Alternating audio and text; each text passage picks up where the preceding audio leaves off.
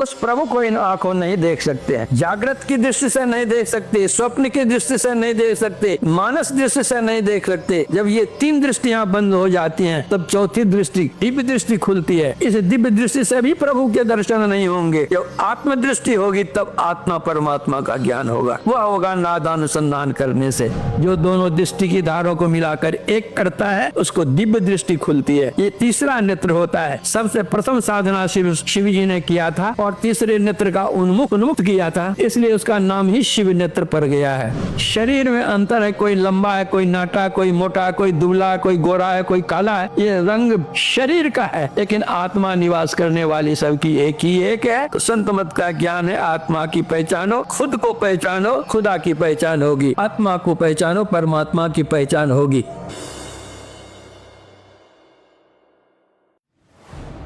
शंकर का भजन तो करता था रावण। अगर शंकर का भजन करने वाला ही राम का भक्त होता तो रावण तो इतना बड़ा भक्त था कि गला काट करके शिव जी को दे देता था। अब फिर गला जुड़ जाता था भगवान राम के काटने पर भी। तो जितना बड़ा भक्त रावण था राम का, उतना ही बड़ा दुश्मन भी था। तो शंकर का भजन करने से क्या हुआ? वह कौन शंकर? रामचरितमानस में तालव्य श और दंत स में अंतर नहीं रखा है। दंत स के ऊपर अनुस्वार क और र, शंकर। कर माने किरण, किरणों को संग करो, एक करो। कर का अर्थ अनेक होते हैं, हाथ भी होता है लेकिन किरण भी होता है। रामचरितमानस के आरंभ में यह बंदों गुरुपद कंज, कृपा सिंधु नर रूप हरि, महामोह तम पुंज, जासु वचन रवि कर निकर। वह कर। विनय पत्रिका में तुलसीदास जी लिखते हैं, रवि कर नीर बसे अति दारुण, मकर रूपता माही, बदनहीन सो चरे चराचर, पान करन जे जाई। वह भी कर का अर्थ है किरण।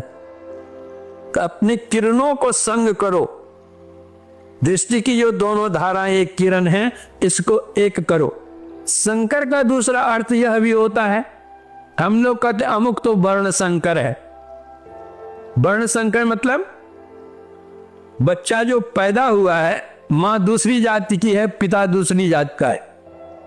दोनों तो मानव जाति ही है, लेकिन मानव जाति में भी जाति जाति में भिन्नता है। उन दोनों के संग से जो जन्म हुआ है उसको वर्ण संकर कहते हैं। तो यहाँ क्या संकर है? वर्ण संकर। यहाँ हमारी जो दोनों धाराएं हैं, दोनों धाराएं चेतन ही है, जैसे दोनों मानव ही है, लेकिन दोनों दो जाति माने एक नेगेटिव है और एक पॉजिटिव है, एक शीत धार है और एक उष्ण धार है। इस शीत धार उष्ण धार के मिलने से जो पैदा होता है वह शंकर वजन है।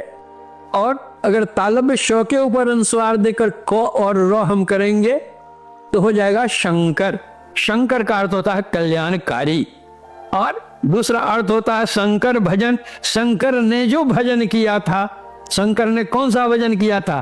तब शिव तीसर नयन उघारा, चितबत काम भयो जरी छारा। जो दोनों दृष्टि की धारों को मिलाकर एक करता है उसको दिव्य दृष्टि खुलती है। ये तीसरा नेत्र होता है। सबसे प्रथम साधना शिव जी ने किया था और तीसरे नेत्र का उन्मुख किया था, इसलिए उसका नाम ही शिव नेत्र पड़ गया है। तो भगवान शंकर जगत के पिता हैं। हम लोग जो है उनकी संतान हैं। तो पिता को 3 नेत्र और पुत्र को 2 ही नेत्र। अरे हम लोगों को भी 3 नेत्र हैं, लेकिन उन्होंने जिस तरह से साधना करके तीसरी नयन का उन्नयन किया था, खोला था, उसी तरह हम भी साधना करेंगे, हमको भी वो तीसरा नेत्र मिल जाएगा। तो वही शंकर भजन बिना नर भगत न पावे मोर। अगर राम की भक्ति करना चाहते हैं हम, रमंती राम, जो सब में रमता है वह है राम। जिसमें योगी जन रमते हैं वह है राम। उस राम की को एक ही एक राम है। उस एक की जो हम भक्ति करना चाहें तो यह शंकर भजन करें, अर्थात दृष्टि योग की क्रिया करें। दृष्टि योग की क्रिया से दिव्य दृष्टि खुल जाएगी। हमारी यह दृष्टि बाहर की दृष्टि जो है तो चर्म चक्षु कहा, श्याम चश्म से नजर ने आवे, खोज रूह के नैना, चून चगुन बजोद न मानते सुबह नमोना ऐना। उस प्रभु को इन आंखों नहीं देख सकते हैं, जागृत की दृष्टि से नहीं देख सकते, स्वप्न की दृष्टि से नहीं देख सकते, मानस दृष्टि से नहीं देख सकते। जब ये तीन दृष्टियां बंद हो जाती हैं तब चौथी दृष्टि, दिव्य दृष्टि खुलती है। इस दिव्य दृष्टि से भी प्रभु के दर्शन नहीं होंगे। जब आत्म दृष्टि होगी तब आत्मा परमात्मा का ज्ञान होगा, वह होगा नादानुसंधान करने से। तो जो कोई अपने अंदर में नादानुसंधान की क्रिया करते हैं वह नाग निशब्दम परमम पदम जा मिल करके एक में हो जाता है, वही जीव भी मिल करके एक होता है। तभी आवागमन का चक्र छूटता है। दैहिक दैविक भौतिक इन त्रितापों से जो मानव संतप्त हो रहा है सदा के लिए मुक्त हो जाता है।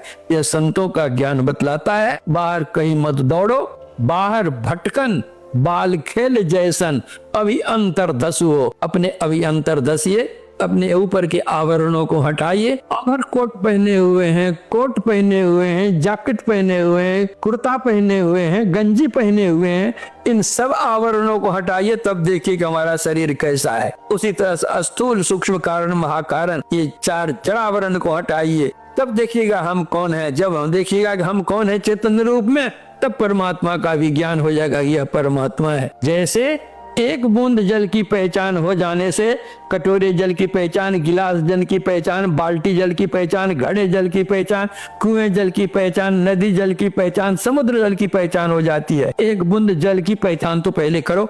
उसी तरह जब अपनी आत्मा की पहचान हो जाती है कि हम ये हैं, तो घोड़े में, हाथी में, आदमी में, जानवर में, गाछ में, वृक्ष में, जड़ में, चेतन में, हिंदू में, मुसलमान में, जैन में, बौद्ध में, सिख में, ईसाई, सब में एक ही एक प्रभु दिखते हैं। निज प्रभु में देखें जगत कैसन करें विरोध। शरीर का अंतर होता है, आत्मा का अंतर नहीं होता है। हम लोग तकिया लेकर सोते हैं रोज ना, तो तकिया का खोल कोई काला होता है, कोई पीला होता है, कोई नीला होता है, कोई हरा होता है, कोई उजला होता है, लेकिन सबके अंदर रहने वाली रुई एक ही होती है। उसी तरह से जितने शरीर हैं, चाहे चर के हो चाहे अचर के हो, हिंदू मुसलमान जैन बौद्ध सिख ईसाई कोई भी हो, शरीर में अंतर है। कोई लंबा है, कोई नाटा, कोई मोटा, कोई दुबला, कोई गोरा है, कोई काला है। ये रंग शरीर का है, लेकिन आत्मा निवास करने वाली सबकी एक ही एक है। तो संत मत का ज्ञान है, आत्मा की पहचानो, खुद को पहचानो, खुदा की पहचान होगी। आत्मा को पहचानो, परमात्मा की पहचान होगी। इसी से आज जो संसार में, विश्व में अशांति फैली हुई है, अशांति को शांति करने वाली बस यही है। यही शंकर भजन है। ध्यान अभ्यास करेंगे, नादानुसंधान करेंगे, अपने जीवन को पवित्र रखेंगे, झूठ चोरी नशा हिंसा व्यभिचार से बचा करके रखें, ईश्वर का भजन करें, ईश्वर में विश्वास करें, ईश्वर अपने अंदर मिलेंगे, दृढ़ निश्चय रखें, सत्संग करें, गुरु सेवा करें और अपने जीवन यापन के लिए कुछ न कुछ पवित्र कमाई अवश्य करें और मुखापेक्षी नहीं बने। हम अपना गुजर बसर अपने से करें, परिवार की सेवा करें, समाज की सेवा करें, योग्यतानुकूल देश की सेवा करें, विश्व की सेवा करें। इस तरह यह लोक कल्याण में होगा, परलोक कल्याण में होगा, दोनों जगह कल्याण में होगा। इतना कह करके अपने प्रवचन में विराम देता हूँ। जिन सज्जनों ने इसका इंतजाम किया है, इसकी व्यवस्था की है, उनको बहुत बहुत धन्यवाद देता हूँ।